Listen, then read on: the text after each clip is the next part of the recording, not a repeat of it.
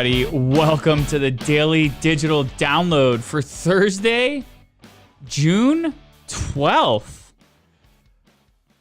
We're getting into it, are we not? What a beautiful time to be alive, honestly.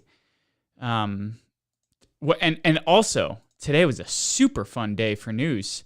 We are in the midst of a market sell-off. Let me just add the link to the TL. But no importa. It is not a big deal. Here we go.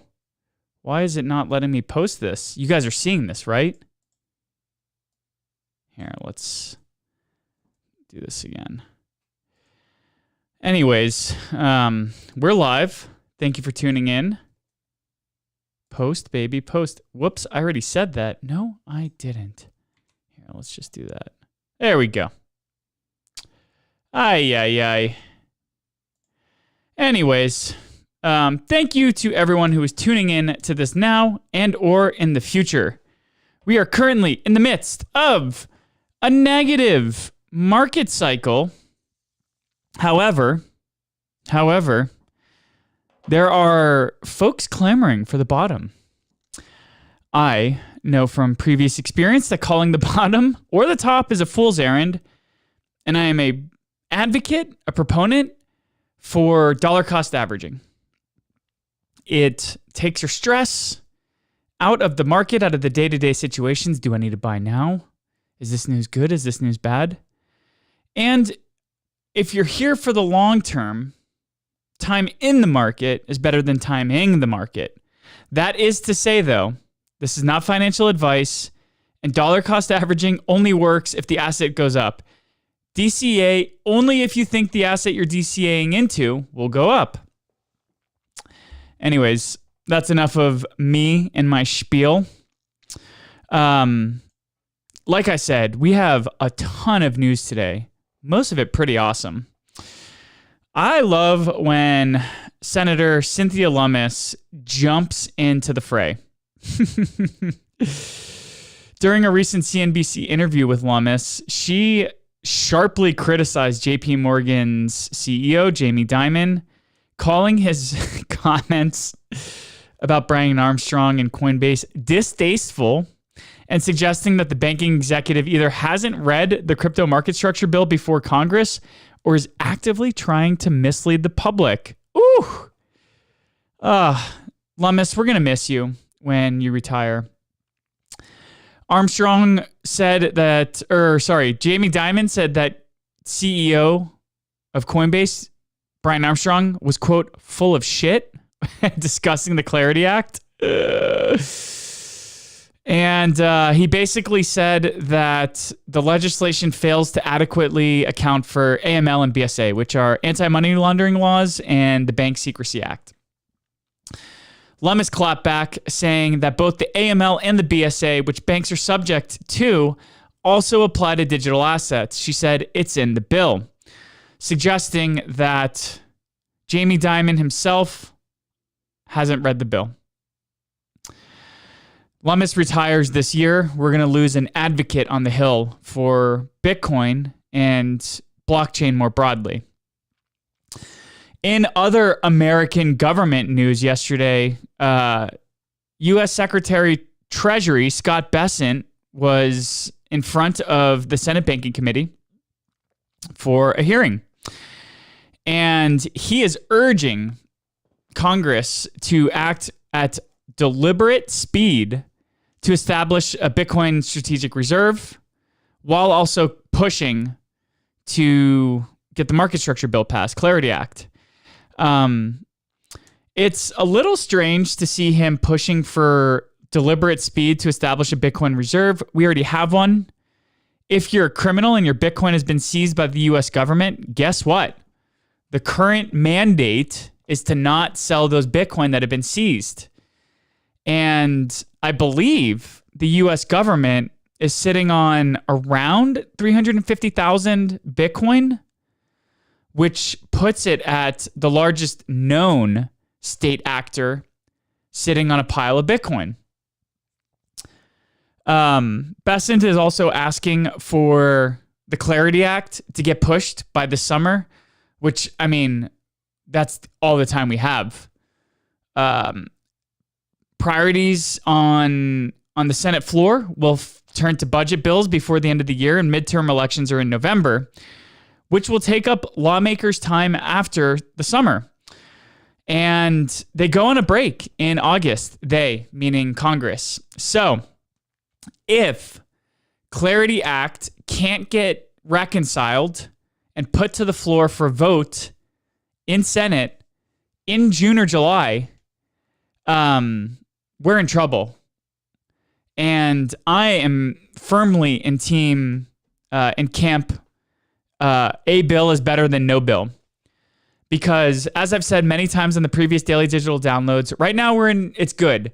We have a pro-crypto administration. We have pro-crypto regulators. This is great.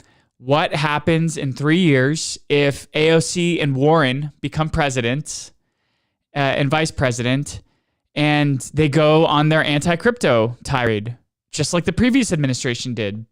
There are no laws that are going to be able to protect Bitcoin and crypto investors, speculators, is what I choose to call them, or more importantly, builders in the space.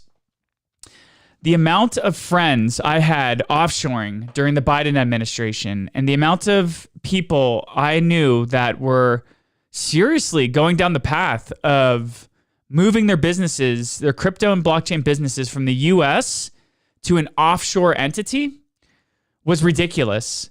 My lawyer said that she was losing clients left and right and was helping many other clients re-domicile. It was real, man. And yes, there are probably points in the CLARITY Act that are not great, that might even be a little bit harmful.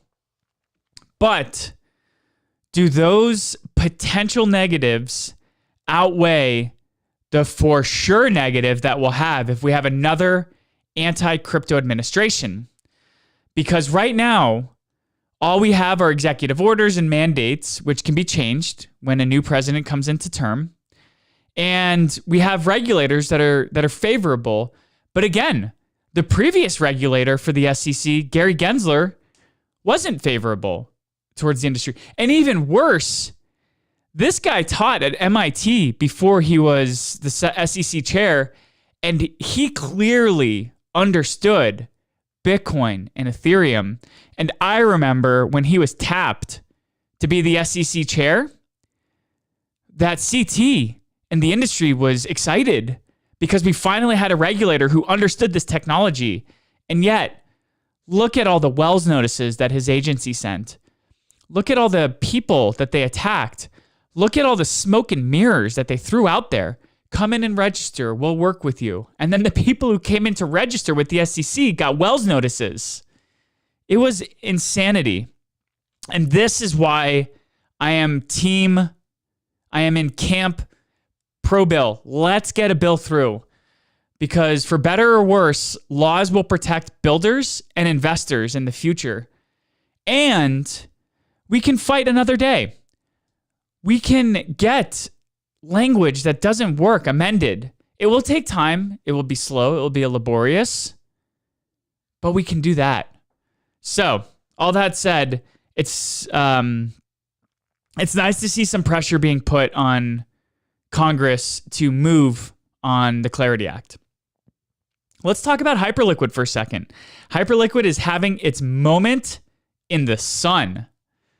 Here, let's do this one first. Let's talk about price. The price of Hype yesterday surpassed Sol. Congratulations. Hype reached an all-time high of $74.67, while Solana's price yesterday was $72.35. I'm only pointing this out to show the attention that Hype is getting right now, that Hyperliquid is getting.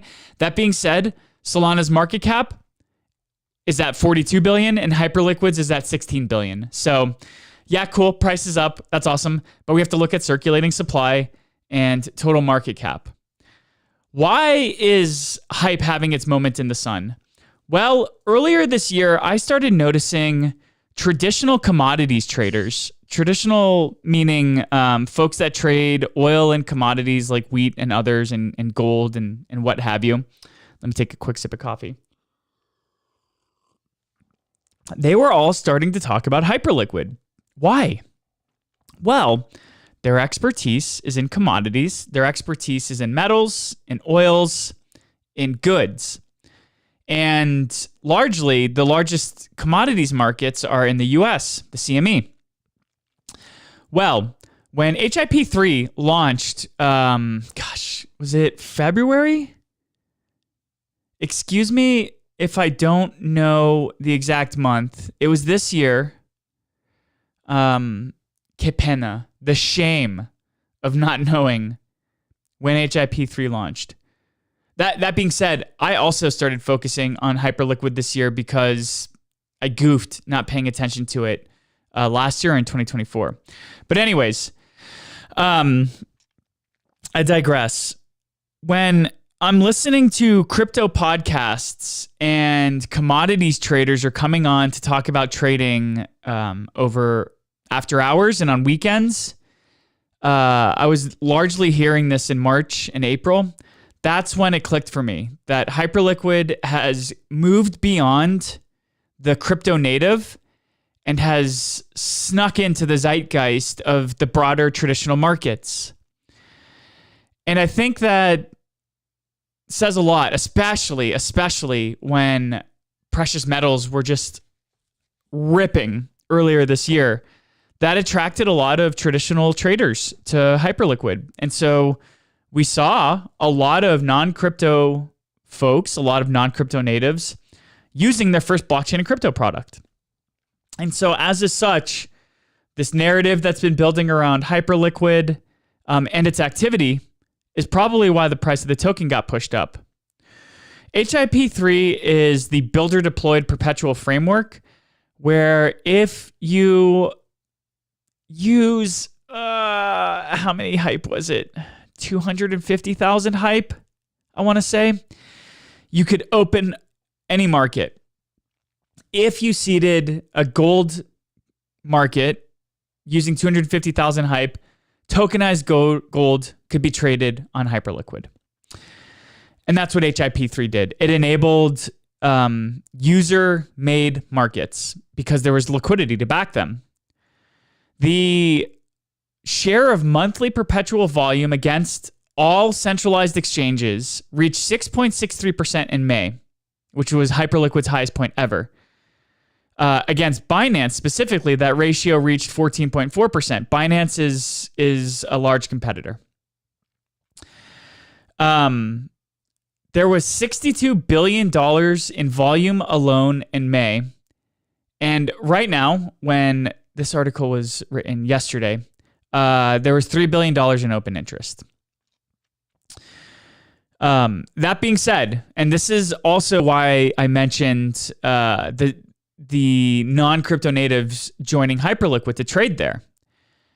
Amid all of the bullish sentiment on HIP-3, it's worth noting that Hyperliquid's pure crypto volumes are down significantly on a year-over-year basis, as is the case with other exchanges due to broader crypto market downturn.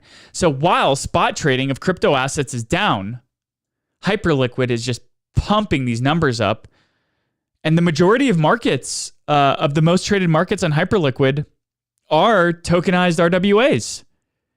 I want to say 17 out of 21. That general ratio, 17 markets out of 21 are non-crypto markets, the top traded markets. So Hyperliquid's having one. That being said, let's lean into something I brought up yesterday that I think is super important for everybody to pay attention to. When you're being told about tokens on crypto Twitter, be careful. 4 days ago, Arthur Hayes was shilling Hype and Near. And today, he sold it. He sold his positions, all of them. And now there's going to be an essay coming out next week. And yeah, Arthur's essays are fun to read. If you go back and back test them, how right are they? I don't know.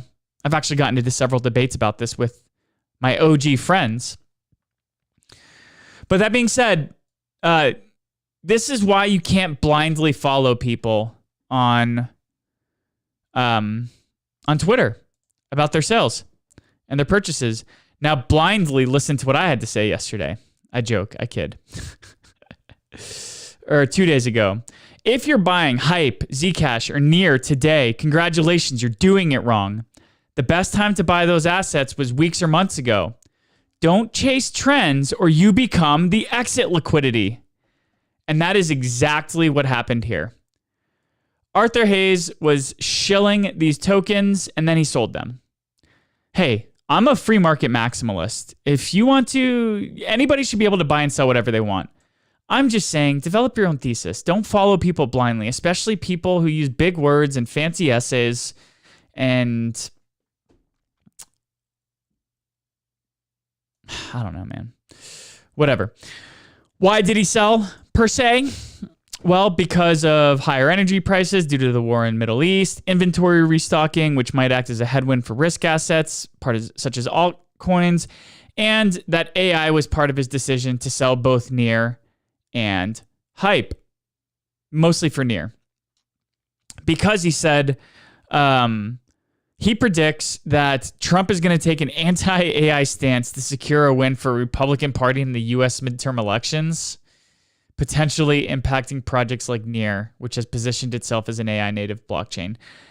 I don't know, man. I mean, Trump is drawing up a lot of headlines about locating data centers here and microchip processing for AI. So this just sounds like a wishy-washy sort of reason. If we're being honest, Arthur probably made money on both of his Hype and his Near sales. And that's that. The guy's probably looking for what's next. Anyways, like I said, I enjoy reading Arthur Hayes' articles, but you just have to be careful out there, folks, because Arthur and others, the gift and the curse of crypto is that it's a free market and everybody is economically aligned for the space to succeed. But at the same time, the problem is that it's PvP. It's player versus player, and for one person to lose, for one person to win, one person needs to lose. And this is the exact type of scenario I'm talking about. Crypto VC deals are at a 5-year low as investors are growing more selective. Monthly venture deal count fell to 50 deals in May, which hasn't been seen since pre-2021. The compression is visible across nearly every category, with infrastructure and crypto financial services historically the two most active buckets, both tracking near multi-year lows. What's the reason for this? Well, investor attention has shifted to more broadly to AI, pulling capital and mind share away from crypto ventures at a structural level. Also, if you were on crypto Twitter 6 months ago, 8 months ago, everybody was talking about how infrastructure and building infrastructure for crypto and blockchain was oversaturated. So I feel like this news article isn't too shocking, given what people were saying 8 to 10 months ago. But yeah, I mean, here we are.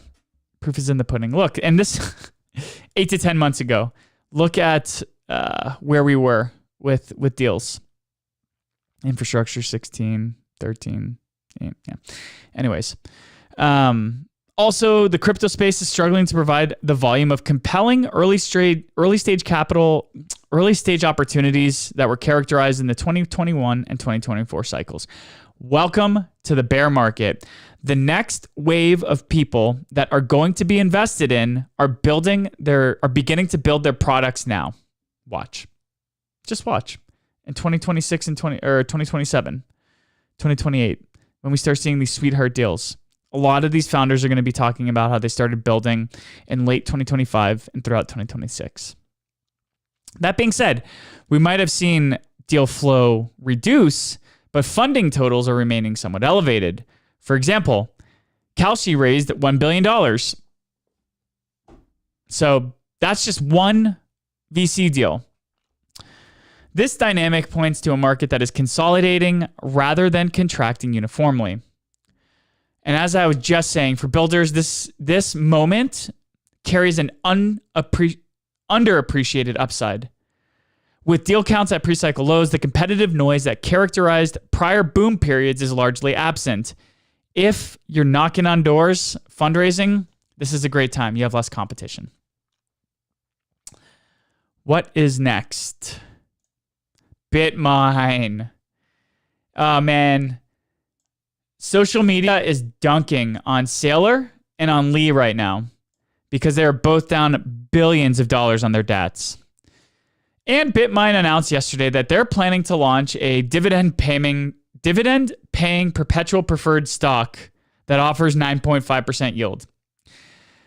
Anyone who's been paying attention to strategy has realized that it is their STRC yield stock that might have been part of the reason for the recent dump. Saylor had to sell 32 Bitcoin out of his 800,000 plus, which is ridiculous when you think about why the market is dumping on that noise. A fraction, less than 0.5%, less than 0.25%. I haven't even done the math. It's just small. He had to sell that Bitcoin to possibly make sure that there was enough payments for dividend distribution for the STRC, dividend yielding stock. And now Bitmine announced that they want to offer 3 million shares of their own stock, which will offer 9.5% annually on a per share amount of $100. The dividends will be paid weekly in arrears and will be paid in cash when declared. Unpaid dividends will accrue compound interest with the rate initially set at 9.55% and increasing by 5 basis points per period up to a maximum of 15%. If you're degenerate on ETH going up and you don't want to allocate into ETH, hey, this sounds like a great way to get some ETH exposure in the equities markets. Just go surf crypto Twitter to see how and why people are dunking on Bitmine's decision to launch a new dividend-paying stock. In other news, cross-chain news, Cosmos Labs has acquired Mintscan, which is the Cosmos ecosystem blockchain explorer. And they're forming a new Seoul, South Korea-based subsidiary called Cosmos Labs Korea, which will oversee several key pieces of the Cosmos ecosystem infrastructure.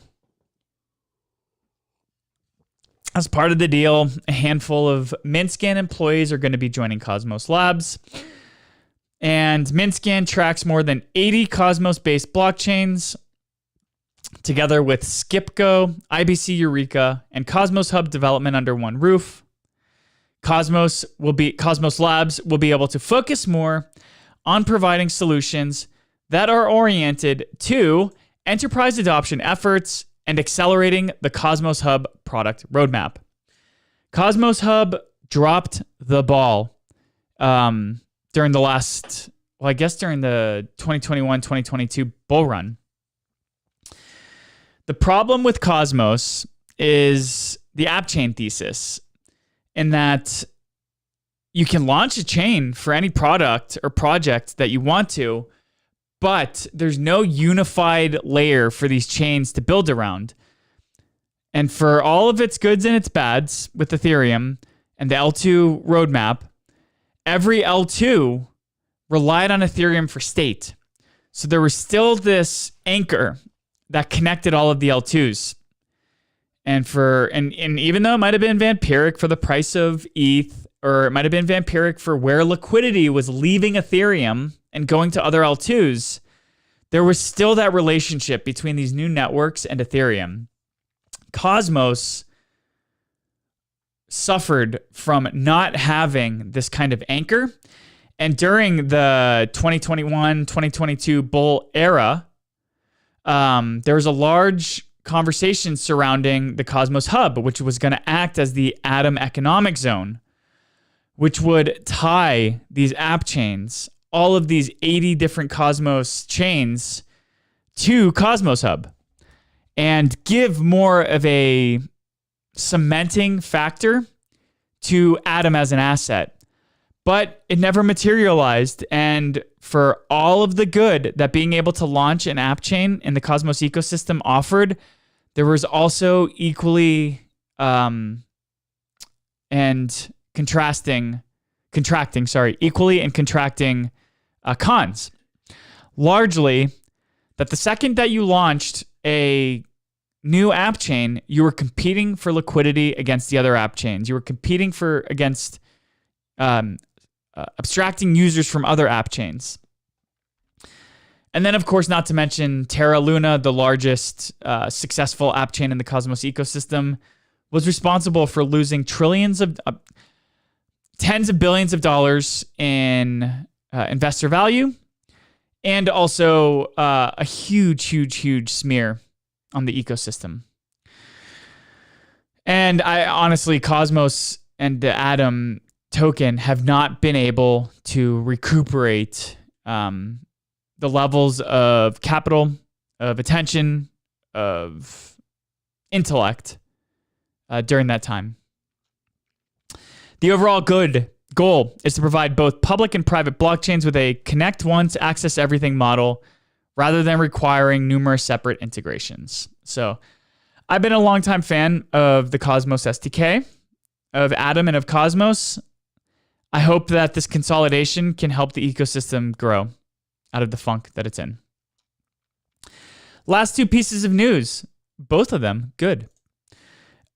Last week, we saw that the founder of Open Zeppelin, I cannot believe I remembered that. Yes! Way to go, memory. Open Zeppelin is a security review firm for blockchain networks, said that he told all his family to exit DeFi, family and friends. And not just DeFi, but blue chip DeFi, Aave, Compound, things of this nature. Largely because blockchain and crypto is becoming easier to hack than ever. DeFi was becoming easier to hack than ever. Which is not untrue. But at the same time, Immunefi is coming out and saying that DeFi is getting safer. And it backtested its data to support that statement. DeFi protocol losses tied to exploits are down 74% from their 2022 peak of $2.262 billion to $680.3 million in 2025. The industry also recorded a 75% decline in median loss per exploit from $6 million in 2022 to $1.5 million in 2025. And the company says that this is a more telling metric. Ecosystem class attacks, including flash loan, oracle manipulations, and re-entrancy exploits affecting composability layers, shrunk from nearly 19% of losses in 2022 to under 1% in 2025. Infrastructure failures like private key compromises and database attacks declined from 30.7% of losses in 2022 to 10.3% of losses in 2025. And bridge exploit losses collapsed from 73% of DeFi losses in 2022 to 3% of losses in 2025. Flash loan attacks that represented 54% of all losses in 2020 fell to less than 1% of losses in 2025. So yeah, Immunefi says DeFi is getting safer. While we see a decline in losses reflecting changes in how protocols are designed and secured, this also takes into account improvements in oracle design, re-entrancy protections, and access control standards. The team did note that major incidents such as Bybit's $1.5 billion loss in February of 2025 and DMM Bitcoin's $305 million loss in 2024 were excluded from the report's ecosystem rankings, as those failures resulted from custody and key management issues at the centralized exchange level, rather than vulnerabilities in the blockchain ecosystems themselves. So I'll just go out on a limb and say this data was cherry-picked to only focus on DeFi and decentralized architectures and infrastructure. And so that's really cool. Immunefi CEO Mitchell Amador said, crypto security is adversarial and it never stops evolving. The honest read on the numbers is simple. The industry is learning. I also mentioned in last week's or the week before's DDD that for every one, or what's the best way to put this? For an attacker, their job got 2x easier because of AI.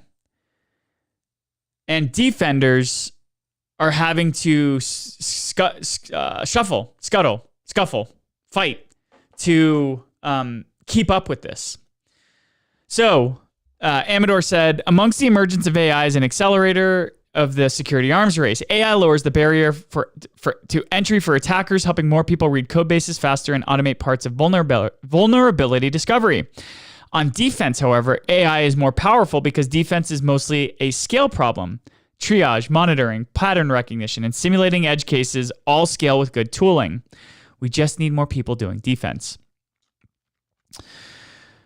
He warned, the next systemic failures will come from shared assumptions falling everywhere at once, citing shared code, shared signers, shared infrastructure providers, shared front ends, shared oracles, and shared deployment practices as the invisible dependencies that will break next. And yeah, I mean, like, look at the layer 0 exploits that we've seen this year. It wasn't the actual DAO or smart contracts or blockchain being hacked, attacked, manipulated. It was the surrounding shared infrastructure. So a nice piece of news to counterbalance the potentially negative piece of news we covered a couple weeks ago about how AI is making it easier to attack rather than defend. And then lastly, when was the last time you saw a bank saying that the low was in? Sorry.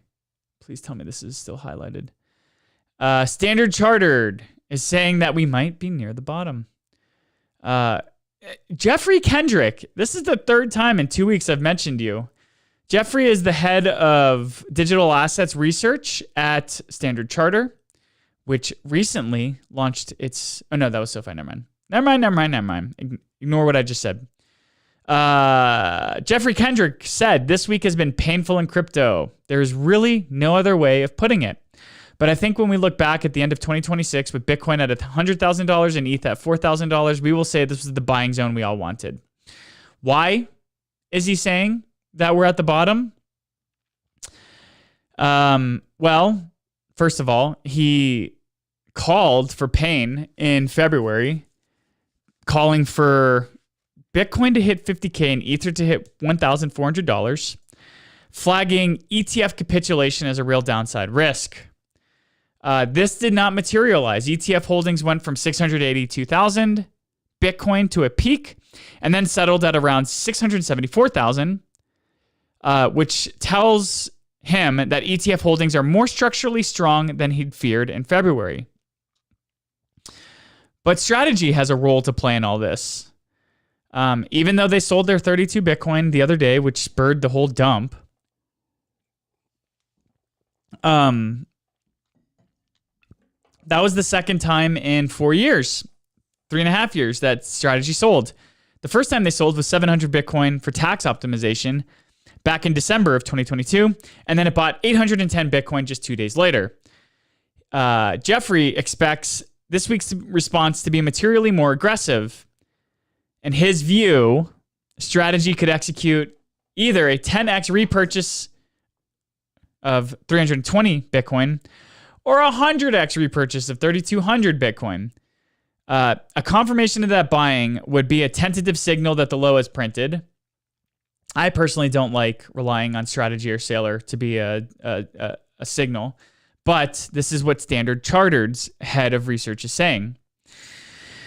He also said that this week's futures liquidations ran to around $1.5 billion, comparable in scale to each of the late January and early February liquidation events, which were separate liquidation episodes.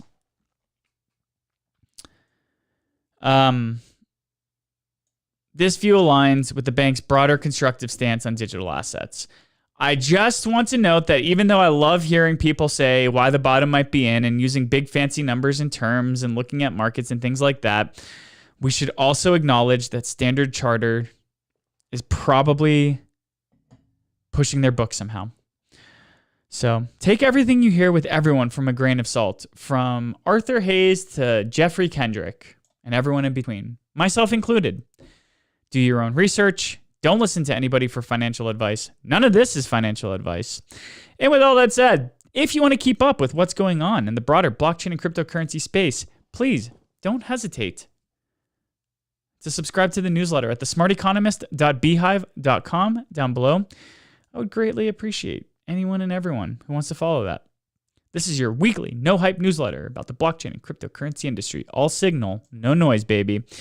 With all that said, everyone, thank you so much for tuning in to the daily digital download for Thursday, June 24th. Don't forget to turn off your portfolio application, turn off crypto Twitter, turn off your computer, go outside, touch grass, tell your friends and family that you love them. And with all that said,